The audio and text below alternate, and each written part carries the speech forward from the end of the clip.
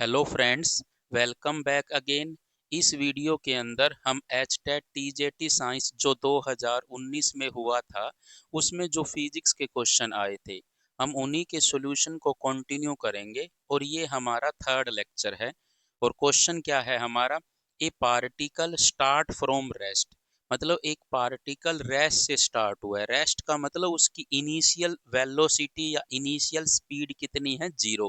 With a constant acceleration वो move कर रहा है। एक्सेलरेशन अगर कांस्टेंट है मतलब ए आपका क्या है? कांस्टेंट है।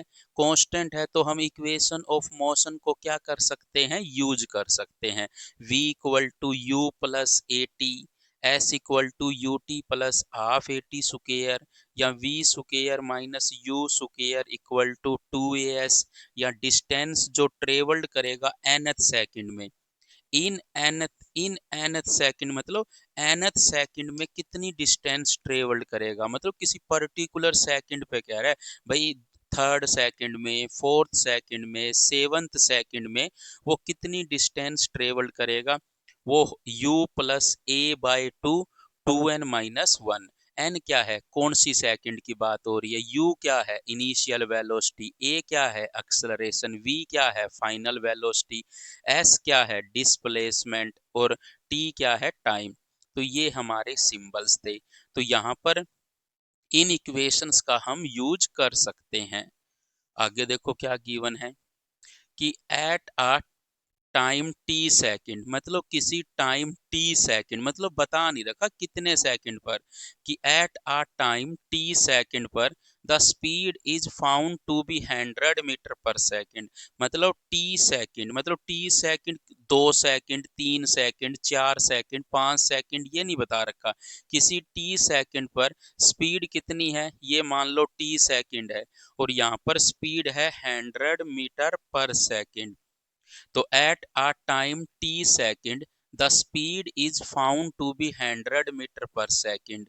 और 1 सेकंड लेटर, मतलब 1 सेकंड के बाद, मतलब 1 सेकंड के बाद मतलब टी प्लस 1 सेकंड। समझ गए? ये तो टी सेकंड मतलब थर्ड सेकंड, फोर्थ, और एक और बढ़ा दो उसमें 1 सेकंड लेटर, मतलब 1 सेकंड के बाद उसकी स्पीड कितनी हो गई? 150 मीटर पर सेकंड हो गई। The value of the acceleration की, पहले तो आपसे एक्सलरेशन की वैल्यू पूछ रहा है और फिर कह रहा है कितनी डिस्टेंस ट्रेवल्ड करेगा during the T plus 1 second में, विल बी रिस्पेक्टिवली। मतलब पहले एक्सलरेशन गिवन है, बाद में कितनी डिस्टेंस ट्रेवल करेगा वो टी प्लस 1 सेकंड के अंदर। तो हमें जो दिया हुआ है इनिशियल वेलोसिटी 0 है, और टी सेकंड पर वेलोसिटी कितनी देखी गई? 100 मीटर पर सेकंड। 1 सेकंड के बाद वेलोसिटी कितनी हो गई? 150 मीटर पर सेकंड हो गई उसकी स्पीड। अब देखो एक्सलरेशन किसके इक्वल होता है? एक्सलरेशन यहाँ पे कांस्टेंट है, और एक्सलरेशन क्या होता है? Change in velocity by time taken. Change in velocity by time taken, कितना टाइम लिया है। देखो 100 से 150 हो गई, तो 150 माइनस 100 करोगे तो कितना आएगा? 150 माइनस 100। और बाय टाइम कितना लिया? 1 सेकंड, तो नीचे एक आएगा, तो एक्सलरेशन क्या आ जाएगा? 50। ये भी एसआई यूनिट में, ये भी एसआई यूनिट में, तो 50 मीटर पर सेकंड स्क्वायर। तो जो एक्सलरेशन आया है आपका वो आया है 50 मीटर पर सेकंड स्क्वायर। मतलब इस बॉडी का, इस पार्टिकल का जो एक्सलरेशन है वो 50 मीटर पर सेकंड स्क्वायर है। और ये होना भी चाहिए, क्योंकि देखो पहले स्पीड कितनी थी? 100, बाद में कितनी हो गई? 150। कितने टाइम के बाद? 1 सेकंड के बाद। और ये भी यही कह रहा है, अगर आपका एक्सलरेशन मान लो फॉर एग्जांपल एक्सलरेशन आपका होता 20 मीटर पर सेकंड स्क्वायर, इसका मतलब है in 1 second, in 1 second speed या फिर velocity, speed increases by, speed increases by 20 metre per second. मतलब 1 सेकंड में स्पीड कितने से बढ़ जाती? 20 मीटर पर सेकंड से बढ़ जाती। मतलब पहले अगर उसकी स्पीड 0 है, 1 सेकंड बाद कितनी हो जाएगी? 20। फिर 1 सेकंड बाद कितनी हो जाएगी? 40 मीटर पर सेकंड। और फिर 1 सेकंड बाद कितनी हो जाएगी? 60 मीटर पर सेकंड। तो ये तो हमने एक एग्जाम्पल के तौर पे लिया था कि अगर acceleration 20 metre per second square होता तो इसका मतलब है 1 सेकंड में उसकी स्पीड 20 से बढ़ जाएगी। तो यहाँ पर आपको देखो पहले 100 थी और 1 सेकंड बाद 150 होगी, तो ये फॉर्मूला लगाने की भी हमें नीड नहीं थी। हम डायरेक्ट कह सकते थे कि इस पार्टिकल का acceleration 50 metre per second square है। मींस 1 सेकंड में उसकी स्पीड 50 से बढ़ जाती है। सो हमें क्या गिवन था कि उसकी इनिशियल स्पीड 0 है, किसी टी टाइम पर उसकी टी सेकंड पर उसकी स्पीड कितनी है 100 मीटर पर सेकंड, और किसी टी प्लस 1 सेकंड पर उसकी स्पीड कितनी है 150 मीटर पर सेकंड। और हमें एक्सलरेशन कितना गिवन है, एक्सलरेशन हमें गिवन था 50 मीटर पर सेकंड स्क्वायर, ये गिवन था। और हमसे पूछ रहा था एक्सलरेशन तो हमारा निकल गया, और अब हमें डिस्टेंस पूछ रहा है कितने टाइम पे T plus वनथ, T plus 1 second पर क्या पूछ रहा है, डिस्टेंस पूछ रहा है कितनी होगी।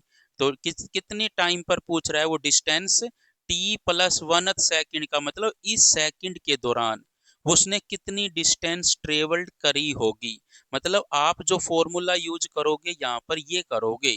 अब हमें ये नहीं पता टी प्लस 1 सेकंड कौन सी सेकंड है, दूसरी सेकंड है, तीसरी सेकंड है, फोर्थ है, फिफ्थ है, सिक्स्थ है, वो हमें निकालना पड़ेगा। हमारे इस क्वेश्चन का एक आंसर एक पार्ट तो हो गया, तो इसका एक्सलरेशन कितना आ गया 50 मीटर पर सेकंड स्क्वायर। तो इसका आंसर या तो सी हो सकता है या ए हो सकता है, बी तो नहीं हो सकता और ना ही डी हो सकता, ए और सी में से हो सकता है। अब हमें डिस्टेंस निकालनी पड़ेगी, और अगर हमें डिस्टेंस निकालनी है तो हमें पहले ये पता होना चाहिए टी प्लस 1 सेकंड कौन सी सेकंड है।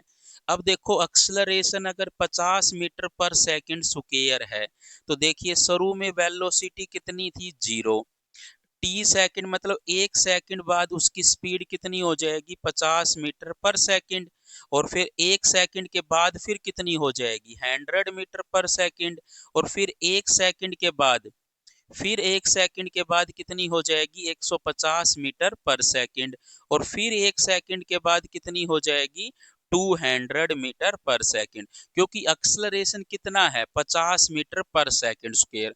और इस चीज को हमने एग्जांपल से समझ लिया था। एक्सलरेशन जो होता है वो ये बताता है कि 1 सेकंड या यूनिट टाइम में कितना चेंज होगा वेलोसिटी या स्पीड में। तो u 0 था, 1 सेकंड बाद एक्सलरेशन इतना है तो इतनी हो जाएगी, मतलब स्पीड में एक्सलरेशन की जो वैल्यू है वो जोड़ दो, वो क्या हो जाएगी 1 सेकंड में उतने से बढ़ जाती है।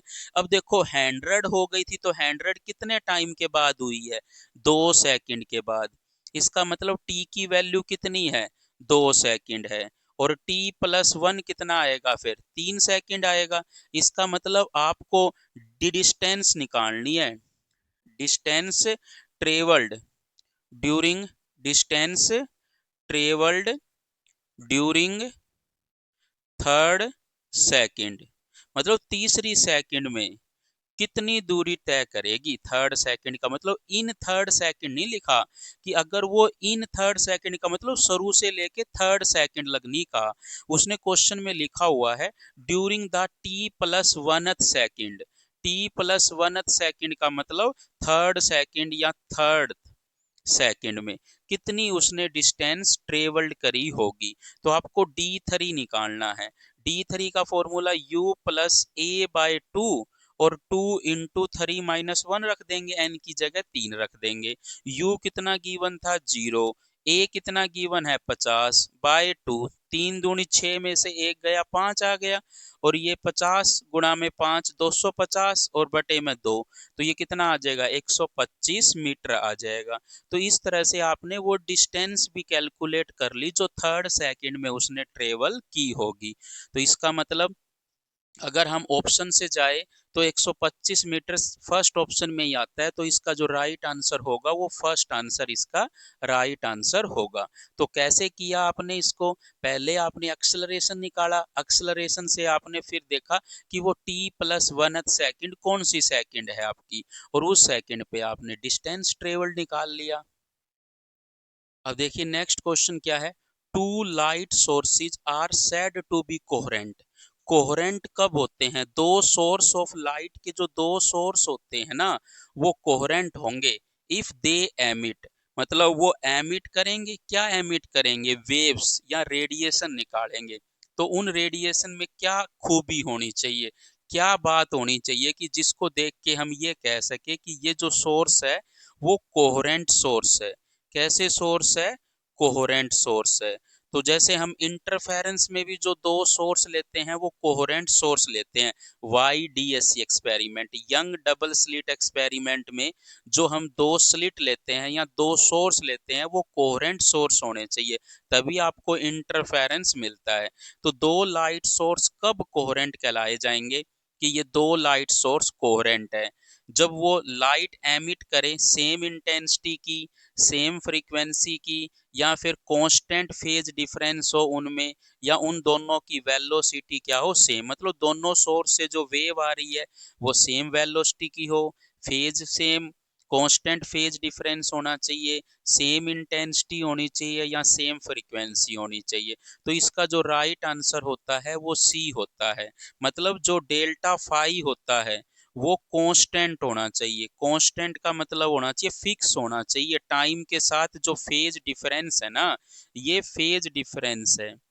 फेज जरूरी नहीं सेम हो, फेज का जो डिफरेंस है वो क्या होना चाहिए? कांस्टेंट होना चाहिए। कांस्टेंट का मतलब उसकी वैल्यू टाइम के साथ चेंज नहीं होनी चाहिए। मान लो एक वेव और दूसरी वेव, उन दोनों वेव में जो फेज का जो डिफरेंस होता है वो कांस्टेंट होना चाहिए, तभी हम कहते हैं कि वो जो दोनों सोर्स है वो कैसे सोर्स है? कोहेरेंट सोर्स है। और जरूरी नहीं है कि वो सेम फेज में हो। सेम फेज में होगा if they are in same phase.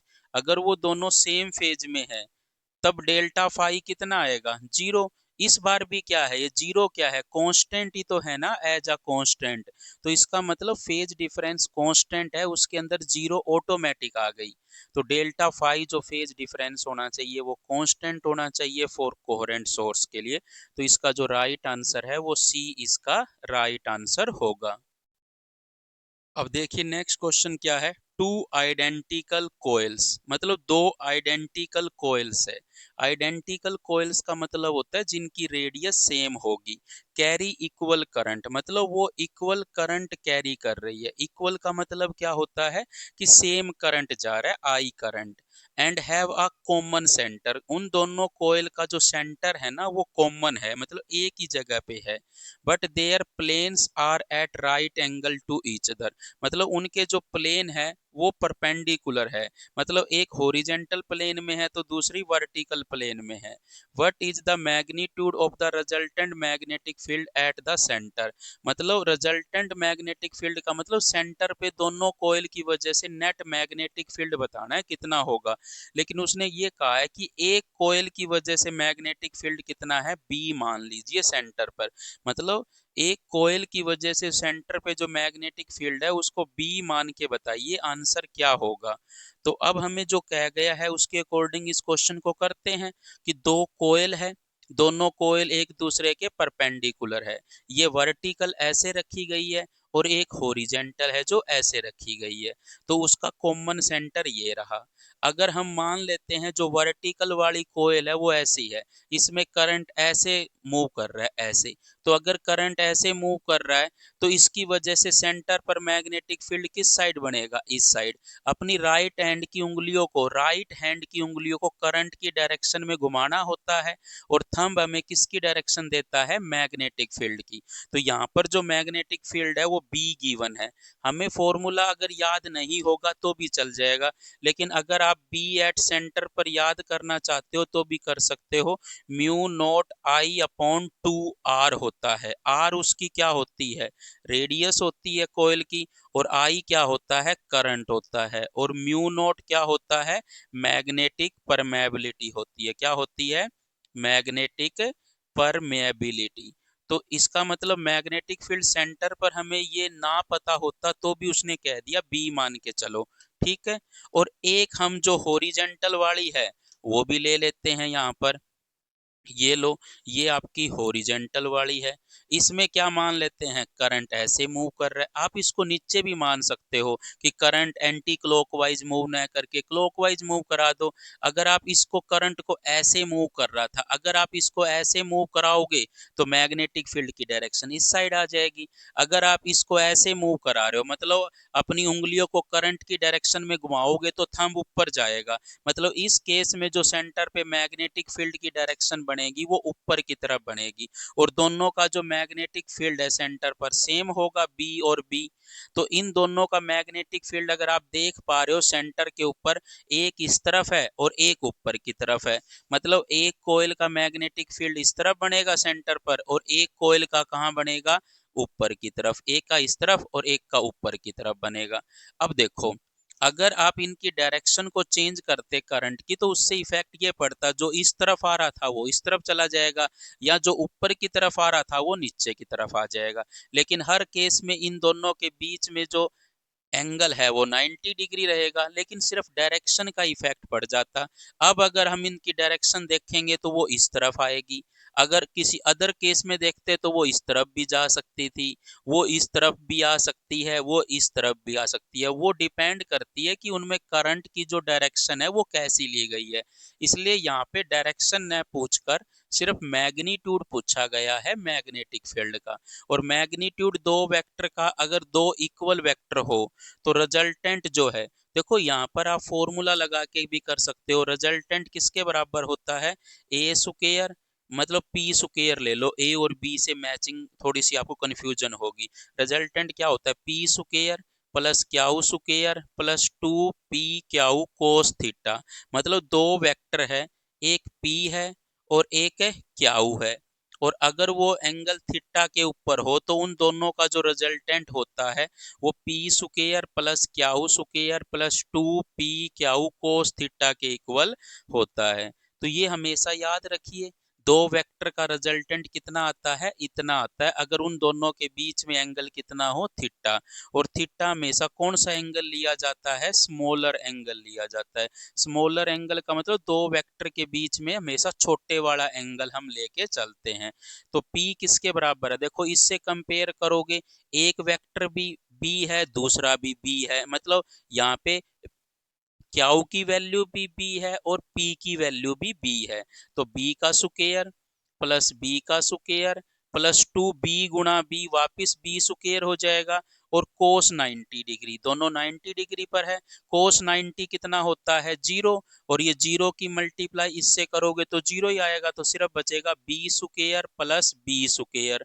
तो स्क्वायर रूट में क्या आ जाएगा, 2B स्क्वायर, और रूट बी अगर बाहर लेंगे, रूट सॉरी, अगर बी स्क्वायर में से तो बी तो बाहर आ जाएगा, और 2 किसके अंदर रहेगा, रूट के अंदर ही रहेगा। तो इसका जो राइट आंसर होगा, जो रिजल्टेंट आएगा मैग्नेटिक फील्ड एट सेंटर पे, वो √2b आएगा। और ये जस्ट आप याद भी रख लीजिए कि दो इक्वल वेक्टर हो, मान लेते हैं इक्वल वेक्टर, मान लेते हैं ए और ए, दो इक्वल वेक्टर 90 डिग्री पर है, तो उनका रिजल्टेंट बीच में से आता है, और आंसर क्या होता है, √2a। आंसर क्या होता है, अगर दो इक्वल वेक्टर 90 डिग्री पर हो तो उनका रिजल्टेंट √2a आता है। यहाँ पर दो वेक्टर b और b 90 डिग्री पर थे, तो डायरेक्ट क्या आ गया, √2b। तो ये आपको थोड़ा सा प्रॉब्लम को टाइम से क्या करता है, सोल्व कर देता है, कि अगर आपको कुछ कंसेप्ट शॉर्ट ट्रिक के पता हो कि दो इक्वल वेक्टर जो 90 डिग्री पर हो तो उनका रिजल्टेंट √2 टाइम्स हो जाता है उसकी वैल्यू के जो इक्वल थे। तो इस क्वेश्चन के अकॉर्डिंग अगर हम आंसर पे जाए तो हमारा जो डी आंसर होगा वो इसका राइट आंसर होगा। अब देखिए नेक्स्ट क्वेश्चन क्या है, when a mass is hang from a lower of a spring, मतलब एक स्प्रिंग के जो नीचे वाला हिस्सा है उससे एक मास को क्या कर दिया, फ्रॉम ए लोअर एंड का मतलब क्या है, एक स्प्रिंग को वर्टिकली मान करके तुमने ऐसे, इस स्प्रिंग को ऐसे था, आपने क्या किया, इस स्प्रिंग के साथ एक मास अटैच कर दिया, तो वो मास अटैच करोगे तो वो थोड़ा बहुत खींच जाएगा, और जिसका मास मान लेते हैं m है। m क्या है, उस मास का मास है जो आपने लगाया है, और इसका जो स्प्रिंग है इसका नेग्लिजिबल मास है, मतलब ये मास लेस स्प्रिंग है। कैसा स्प्रिंग है? मास लेस स्प्रिंग है। मतलब यहाँ पे दिया हुआ है कि इसका नेग्लिजिबल मास है, मतलब आप उसको मास लेस मान सकते हो। When a mass is hinged from the lower of a spring, hung का मतलब होता है बांध दिया, मतलब लटका दिया उसके, ठीक है ना। हिंज का मतलब है उसको फिक्स कर दिया। हिंज अलग चीज होती है, हंग करना अलग चीज होती है। हिंज का मतलब वहां से बांध दिया उसको, और हंग का मतलब किसी चीज से उसको अटैच कर दिया। From the lower of A spring of negligible mass, मतलब स्प्रिंग का जो लोअर पार्ट है, ये जो लोअर हिस्सा है, इस स्प्रिंग का ये जो लोअर पार्ट है, यहाँ से एक मास को अटैच कर दिया। इस मास की वजह से वो कहाँ जाएगा? एक्सटेंड होगा या फिर क्या होगा? स्ट्रेच होगा, ये समझ लो। स्ट्रेच होगा, तो जैसे जैसे स्ट्रेच होगा, फिर ये कह रहा है an extension x is produced in the spring. तो स्प्रिंग अपनी नेचुरल लेंथ से कितना स्ट्रेच हो गया, कितना एक्सटेंशन आ गया स्प्रिंग के अंदर? एक्स का एक्सटेंशन आ गया। ये सब इस क्वेश्चन में गिवन है कि आपने एक मास को हंग किया from the lower of A spring of negligible mass and extension x is produced in the spring। Spring के अंदर x एक्सटेंशन आ गया, मतलब पहले जो अपनी नेचुरल लेंथ पे था उससे वो कितना खींच गया? x खींच गया। अब कह रहा है कि द मास इज सेट, आगे लिखा हुआ है the mass is set into vertical oscillation. अगर हम इस मास को अगर हम इस मास को क्या करें, थोड़ा सा भी हिला के छोड़ देते हैं ना, ये देखो यहाँ पर ये जो चीज है, अगर हम इसको थोड़ा सा भी हिला के छोड़ देते हैं इस मास को, तो ये मास इस पोजीशन के अबाउट, ये उसकी मीन पोजीशन है। अब ये उसकी क्या है? मीन पोजीशन या फिर इक्विलिब्रियम पोजीशन। इस पोजीशन के अबाउट उसको आपको क्या कराना है? वर्टिकल ओसिलेशन कराना है। मतलब इसको अगर आप थोड़ा सा नीचे खींच के छोड़ देते हो ना, तो ये ऊपर नीचे क्या करने लग जाता है? ओसिलेट करने लग जाता है इस मीन पोजीशन के अबाउट। ये इसकी मीन पोजीशन है, यहाँ पे आके वो रुक गया। अगर इसमें आप थोड़ा सा भी क्या करोगे? डेविएशन करोगे, थोड़ा सा भी इसको डिस्टर्ब करोगे, तो ये अगर इसको खींच दो, इसको थोड़ा सा कंप्रेस कर दो, तो ये ऐसे ऐसे क्या करता रहेगा? ओसिलेट करता रहेगा। और कह रहा है इसका टाइम पीरियड ऑफ ओसिलेशन बताओ। तो ये स्प्रिंग मास प्रॉब्लम होती है। क्या होती है? Spring mass problem. और स्प्रिंग मास प्रॉब्लम के अंदर जो टाइम पीरियड होता है वो 2 पाई अंडर द रूट जो मास m है, और k क्या होता है? स्प्रिंग कांस्टेंट होता है। k क्या होता है? स्प्रिंग कांस्टेंट होता है।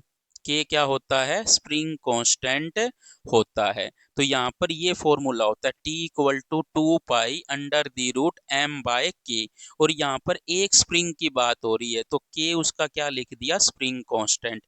लेकिन अगर हम इस आंसर के अकॉर्डिंग जाए, तो कोई भी आंसर इसमें मैच नहीं हो रहा, सभी की सभी एक्स और जी में गिवन है।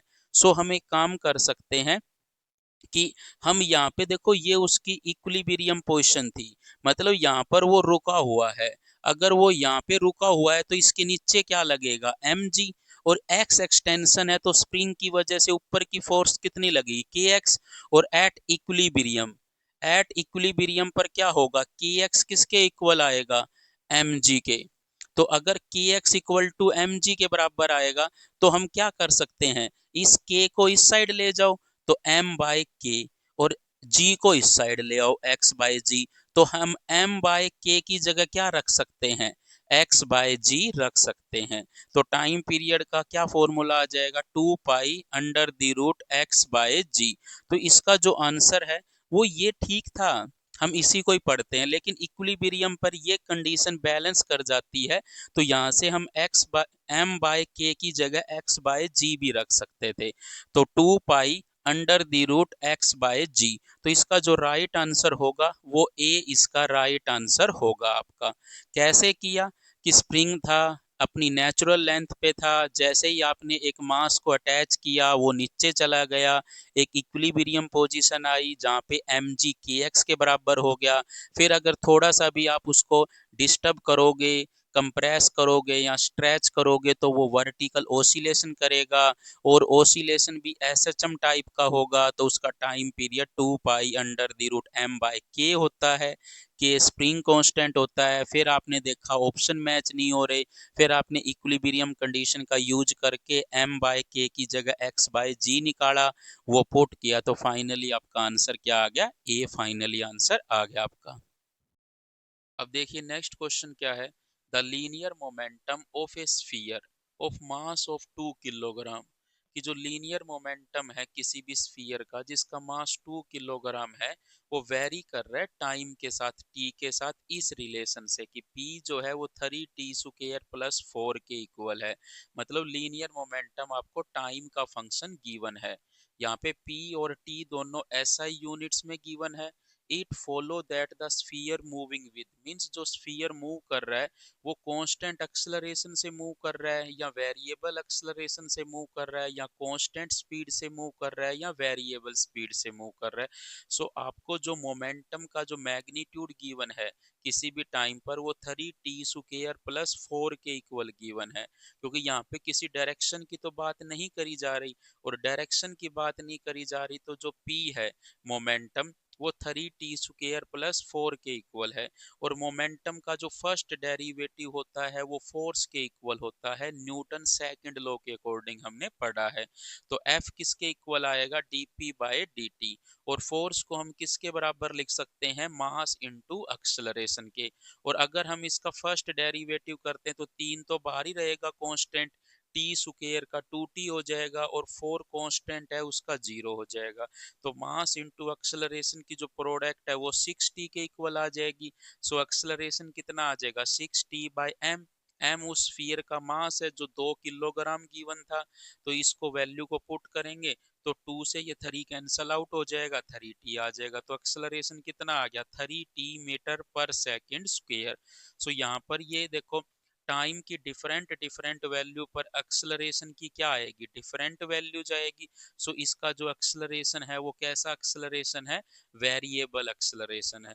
सो इसका जो राइट आंसर होगा वो बी क्या होगा, राइट आंसर होगा, वेरिएबल एक्सेलरेशन से ये ऑब्जेक्ट मूव कर रहा है। अब देखिए नेक्स्ट क्वेश्चन क्या है, a tuning fork a of frequency 384 hertz, मतलब आपको एक ट्यूनिंग फोर्क गिवन है ए, उसका नाम है ए, जिसकी फ्रीक्वेंसी 384 हर्ट्ज है, gives 6 beats in 2 second when sounded with another tuning fork B. मतलब अगर एक ट्यूनिंग फोर्क और है बी जिसकी फ्रीक्वेंसी हमें निकालनी है, the frequency of B could be, मतलब इसकी फ्रीक्वेंसी क्या होगी, अगर ये दोनों मिल जाए ना तो आपको 6 बीट्स मिलती है इन 2 सेकंड।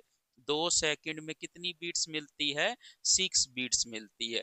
कहने का मतलब क्या है कि पहले एक आपके पास था ए ट्यूनिंग फोर्क जिसकी फ्रीक्वेंसी कितनी थी, 384 हर्ट्ज, लेकिन बाद में आपने एक ट्यूनिंग फोर्क बी ले लिया जिसके साथ इन दोनों को अगर एक साथ अगर वो किया गया, इंटरफेरेंस हुआ, सुपर इम्पोज हुई उनकी साउंड वेव, तो हमको 6 बीट्स मिली 2 सेकंड्स में। तो मतलब इन दोनों साउंड के मिलने से आपको 6 बीट सुनाई दी, कितने टाइम में, 6 सेकंड में। तो हमें ये पता है कि जो बीट फ्रीक्वेंसी होती है, बीट फ्रीक्वेंसी किसके इक्वल होती है, नंबर ऑफ बीट्स पर सेकंड। बीट फ्रीक्वेंसी क्या होती है, नंबर ऑफ बीट्स पर सेकंड, मतलब 1 सेकंड में तुम्हें कितनी बीट सुनाई देती है, वो बीट फ्रीक्वेंसी होती है। तो बीट फ्रीक्वेंसी 6 बीट 2 सेकंड में सुनाई देती है, तो 1 सेकंड में कितनी सुनाई देगी, 3। ये तो आप यहाँ से नॉर्मली सोच सकते हो कि 2 सेकंड में 6 बीट है, तो 1 सेकंड में कितनी होगी, 3 बीट्स होगी। तो नंबर ऑफ बीट्स पर सेकंड कितनी हुई, 3। तो बीट फ्रीक्वेंसी किसके इक्वल आ गई, 3 के। और बीट फ्रीक्वेंसी, जो आपकी बीट फ्रीक्वेंसी है वो किसके इक्वल होती है, mode of frequency difference, mode of frequency difference of both the waves, मतलब जो वेव दोनों सुपर इम्पोज हुई है, उन वेव्स की जो फ्रीक्वेंसी का जो डिफरेंस होता है, वही आपकी क्या होती है, बीट फ्रीक्वेंसी होती है। तो बीट फ्रीक्वेंसी अगर आपसे कोई पूछे या नंबर ऑफ बीट्स पूछे पर सेकंड कितनी आएगी, तो वो फ्रीक्वेंसी का जो डिफरेंस होता है ना, जो दो वेव सुपर इम्पोज होकर के बीट्स बनाती है। बीट्स क्या होती है, कहीं पर साउंड की इंटेंसिटी ज्यादा हो जाती है, कहीं पर बिल्कुल लो हो जाती है, फिर ज्यादा हो जाती है, फिर बिल्कुल लो हो जाती है। तो नंबर ऑफ बीट्स पर सेकंड जो होती है उसको हम बीट फ्रीक्वेंसी कहते हैं। और बीट फ्रीक्वेंसी किसके इक्वल होती है, frequency difference of both the waves. मान लेते हैं एक फ्रीक्वेंसी डिफरेंस तो मोड लगाया हुआ है, अब हमें ये तो नहीं पता कौन सी ज्यादा है कौन सी कम, तो न्यू ए माइनस न्यू बी का मोड आपको किसके इक्वल गिवन है, फिर बीट फ्रीक्वेंसी 3 के इक्वल है, तो न्यू ए माइनस न्यू बी किसके इक्वल, अरे फ्रीक्वेंसी का डिफरेंस क्या आएगा, न्यू ए माइनस न्यू बी। तो न्यू ए माइनस न्यू बी किसके इक्वल है, 3 के, और इसका मोड 3 के इक्वल है। तो अगर मोड को हटाते हो तो न्यू ए माइनस न्यू बी जो है प्लस का 3 भी हो सकती है, और न्यू ए माइनस न्यू बी किसके इक्वल हो सकती है, माइनस का 3 भी हो सकती है।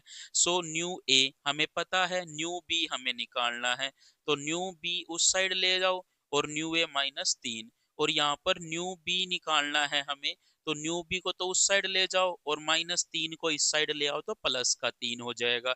और न्यू ए हमें गिवन था, कितना था, 384 हर्ट्ज। न्यू ए का मतलब फ्रीक्वेंसी ऑफ ए की हमें गिवन थी 384 हर्ट्ज। तो यहाँ पर 384 रखोगे तो बी जो आपका फोरक था, जो आपका ट्यूनिंग फोक था, उसकी फ्रीक्वेंसी कितनी आ जाएगी, 384 माइनस 3, 381 हर्ट्ज आ जाएगी। और 384 प्लस 3 कितनी हो सकती है, 387 हर्ट्ज। तो मतलब उसकी जो बी वाला ट्यूनिंग फोर्क है उसकी फ्रीक्वेंसी 381 भी हो सकती है या 387 भी हो सकती है।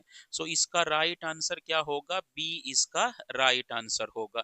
कैसे किया आपने, आपने ए की फ्रीक्वेंसी गिवन थी और बी की फ्रीक्वेंसी पूछ रहा था, लेकिन जब इन दोनों को मिलाया जाता है तो 6 बीट सुनाई देती है 2 सेकंड में।